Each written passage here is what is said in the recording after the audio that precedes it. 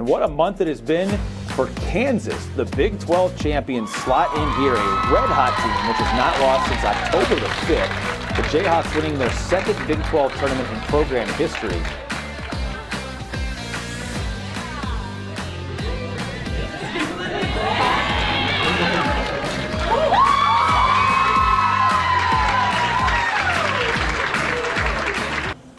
Caroline, what was that experience like? Sitting there watching, waiting, wondering, all that. Yeah, it's super fun. I've never done anything like that, so I would say it was just fun, exciting, a little nerve-wracking, but more exciting. It seemed like everybody was kind of on pins and needles. Literally every name that came up. You didn't want to play the 1 seed, you didn't want to play the 2 seeds, and not that you wouldn't, but you just didn't know.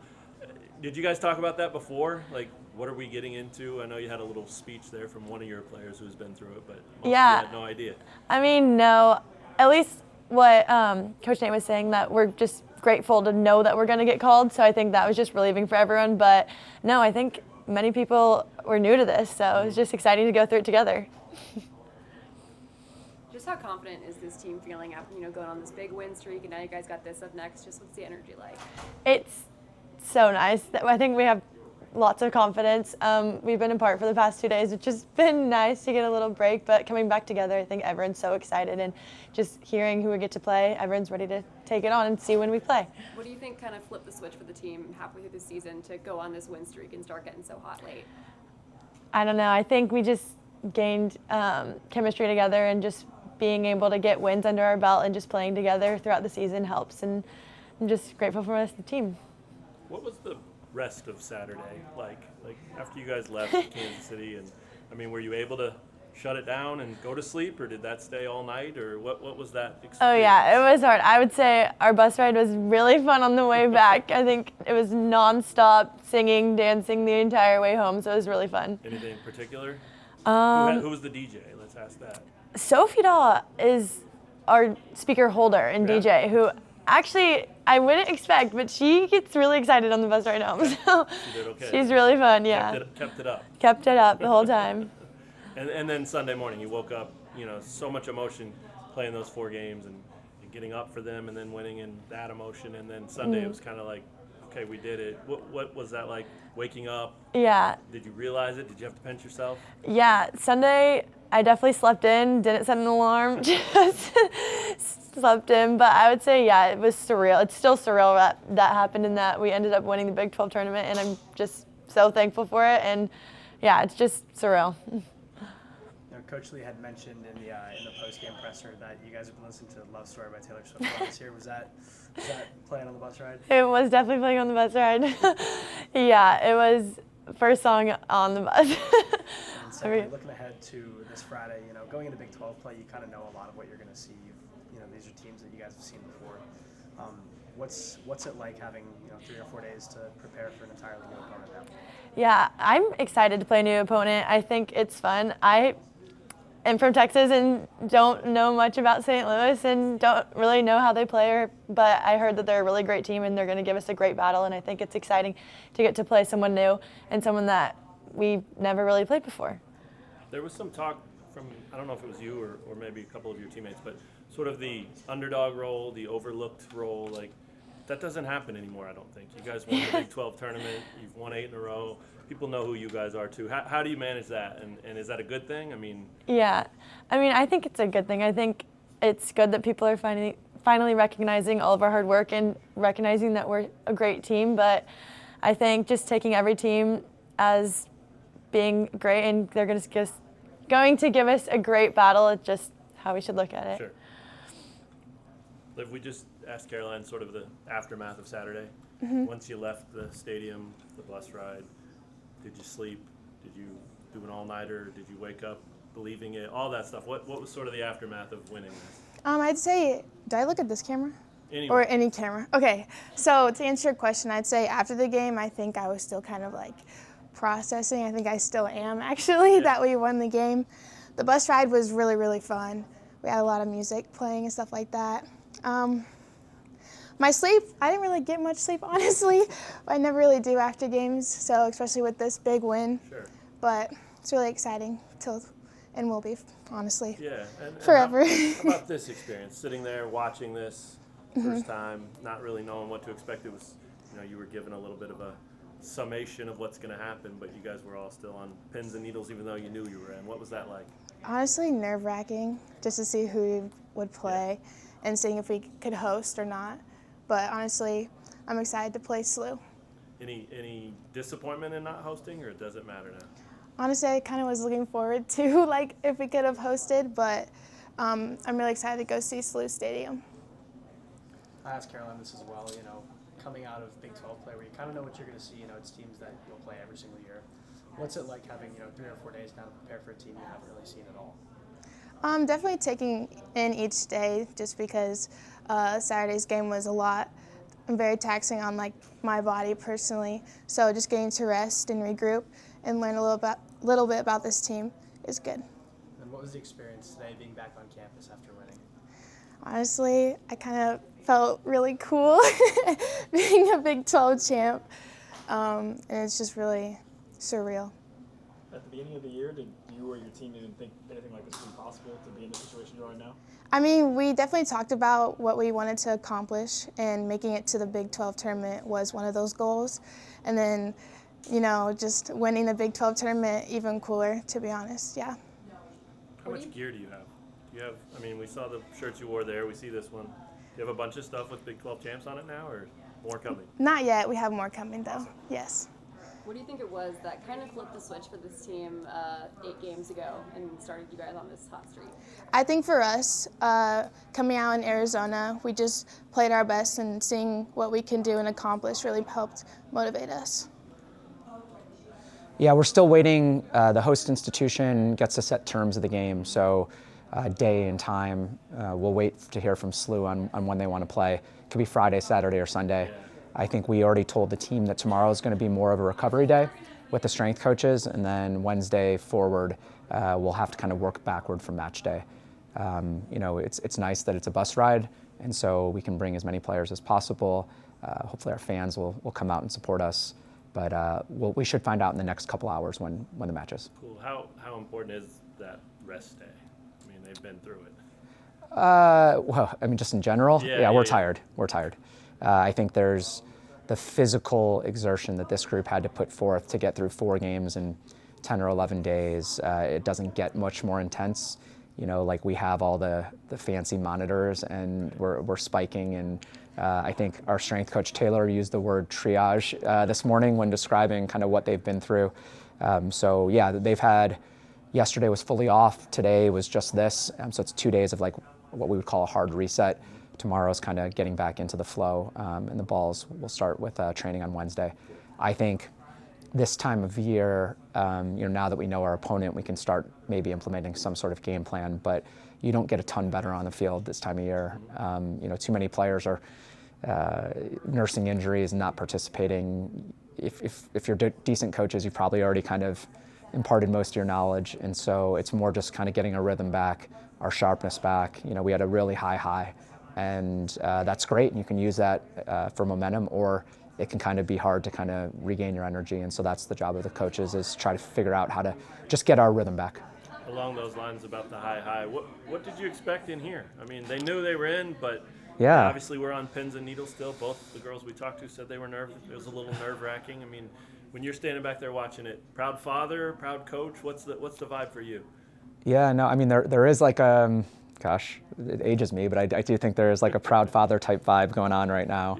Yeah. This program becomes your baby. When I was there long enough at Xavier to make it feel like a fourth child, and it's definitely feeling that way here at KU. It's neat, right? Like the one thing I mentioned to the group beforehand is there's about 300 other teams that aren't having the privilege to sit here. So it's special. It doesn't happen every time. I've been fortunate enough to sit through a few of these, and I still get nervous. I told you, I was pretty confident we'd probably end up in that 6, 7, 8 on either side of host, not host. But even when 3 popped up, I'm like, you never know. So we were all sharing those feelings together. I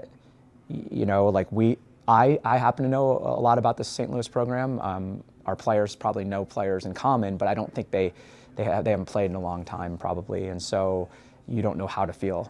You're excited to play, You know, you're excited to play.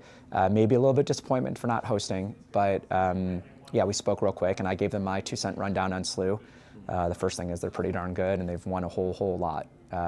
Maybe I think I saw 7 Pete, which I don't care what sport, what conference, like that means that not only are you good now, but your culture carries through. The people walk into a winning environment, walk out of a winning environment, and are taught from day one. You know, huge credit to Katie for what she's built there, and yeah, we have a ton of respect for them. Kind of branching off that, so it looks like when you were at Xavier, you faced them 4 times. What kind of experience, like having played them, what kind of experience does that bring here, and how does that help you game plan this weekend? Yeah, I think our coaching staff and their coaching staff thought it was just a great game for both programs. You know, when you're not in one of the power conferences, you have to be pretty strategic about how you get potential top 50 wins, those kinds of things. And we always knew if we played, hopefully both teams were in that kind of conversation, and the winner gets that resume builder, the loser probably still gets an RPI boost, right? And so yeah, we've played them the last 4 years plus. So yeah, I know what we're in for. They have a lot of attacking, you know, firepower. They score a ton of goals. You know, Emily Gaby is the tip of their spear, is one of the best in the country. You know, like Hannah Sawyer out wide is fast and pacey as it comes, and then they've anchored down with all conference, all region defenders. You know, I coached their starting holding midfielder, played for us at Xavier for 4 years, and Elise, and she's a great player, a great person. So there is a familiarity. They probably have a familiarity with us as a coaching staff and how we like to play. So I don't think there are going to be a ton of secrets heading into that game. It's more who can kind of just, you know, perform on that given day. I know it's always going to be about the players for you, but have you had like a pinch me moment about being the first coach to win a conference championship in your first year? I think I've just had a pinch me moment about this run we've been on. It's really special, and you know, the fact that it was in Kansas City, I think allowed more of our community to be there. You know, my family was able to be at all 4 games, and it's, you know, I'm still coming off that emotional high. I still feel the effects of just, you know, staying up late and, you know, trying to respond to all those texts. And I mean, I'm guilty of watching the highlights, and it's pretty awesome. So no, we're you know, any honors that come our way, we're really grateful for.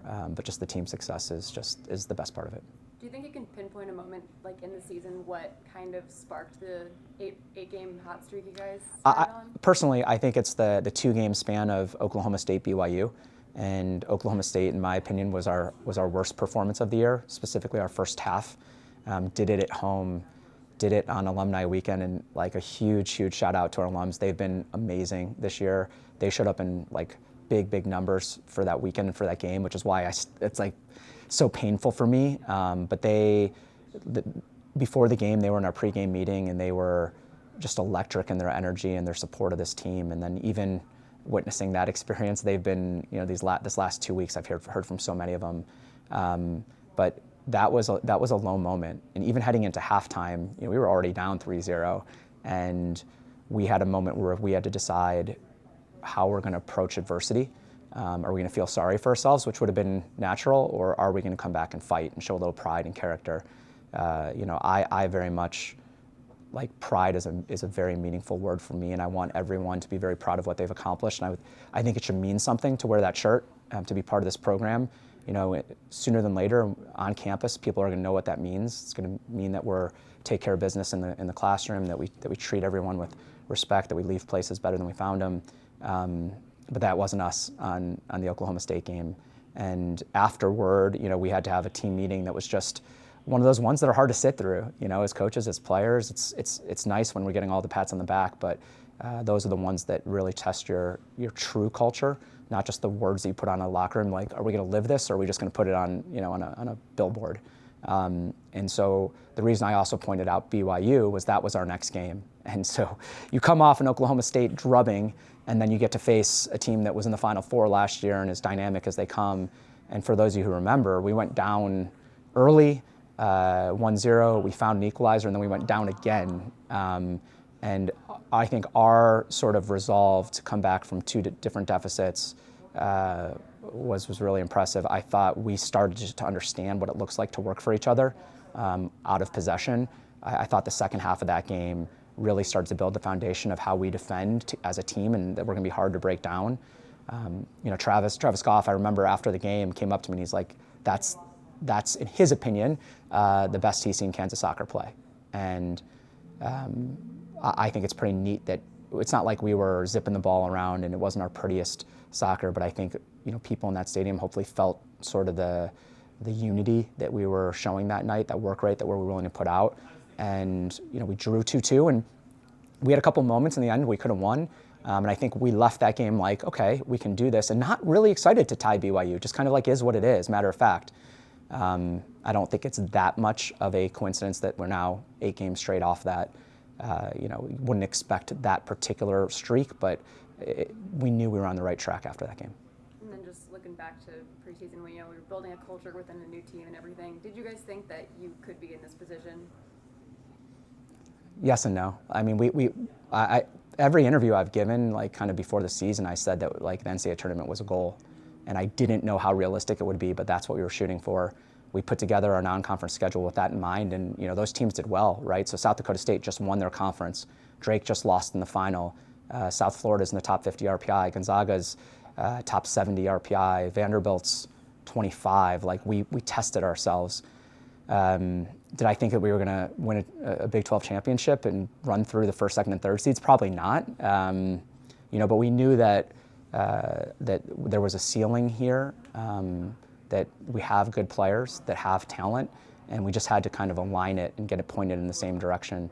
I'm a big believer that you can outperform your talent or you can underperform it, and that's oftentimes like how I view programs. And I think one of the things I'm proud of is we have a lot of talent in this room, and I think we're just now starting to perform to that level or above it. Along those lines, you've got production from a lot of girls. A lot of them receive tournament honors, that kind of thing.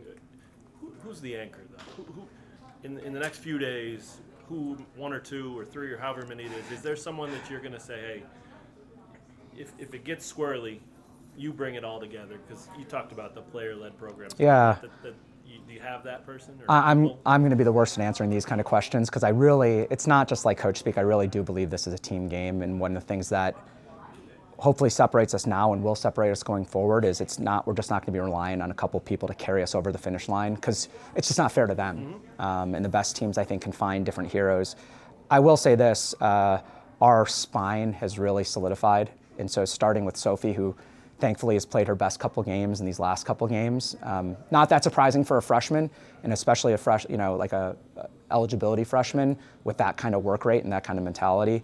I think having Bovie finally back as a fifth-year senior, healthy, which if you see her, Monday through Wednesday, that you would definitely use the air quotes. But she missed preseason essentially, coming off a little bit of an injury, so played her way back into sort of form halfway through the season. Since she's got her full legs and her full confidence behind us, I think Mackenzie Bovie has been an absolute anchor. Along with Asa and Liv, like once we've kind of started to get that foundation, Brooke was that sort of anchor, and then when we moved on, it's like we miss her, but it's just we have to find that solution. I think Lexi up front has come up big in the big moments. I thought she's played her best set of games in these last matches, and some of them she got goals, and I thought she was unbelievable even in these last 2 games. Our whole team produced that moment where she was able to create that turnover, but her like selflessness and pressing has been next level. She was able to turn the corner on TCU multiple times, which is hard to do. I think the player, Merlot stepped up, and she doesn't get enough recognition. I think the single player on our team who doesn't get enough recognition is Kate Langfelder. Kate's a freshman that does all the dirty work. She's kind of our skeleton key. Tactically, when we have to make adjustments, the minor adjustments we make are usually Kate being the player who kind of has to do it. To come in as a freshman and be able to play, her or Caroline lead the team in minutes. I probably should name, first team all conference, the fact that I didn't say Caroline right away, but I would have nominated Kate high on the ballot for any sort of recognition. You know, she's not one of those players that usually gets it because she's like the coach's dream that does all the dirty work and all the stuff in between that makes our engine go. Cool. Yeah. I know you talked a lot during the post-game pressers during the tournament about how just emotionally taxing those games were. What's that been like to be back in Lawrence and kind of get a couple days off to just decompress? I'll speak for myself. It was delightful. It was amazing.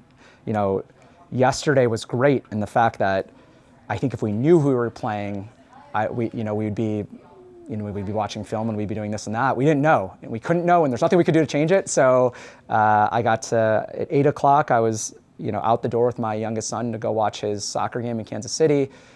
We had great friends from Cincinnati visiting, and we were able to show them around Lawrence and show them around Mass Street.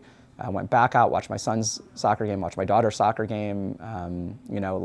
Those are the kind of fall days that we don't get very often as a soccer coach. And so it was great for me. I'm sure the players also took advantage of not having to be around this building and not having to deal with me.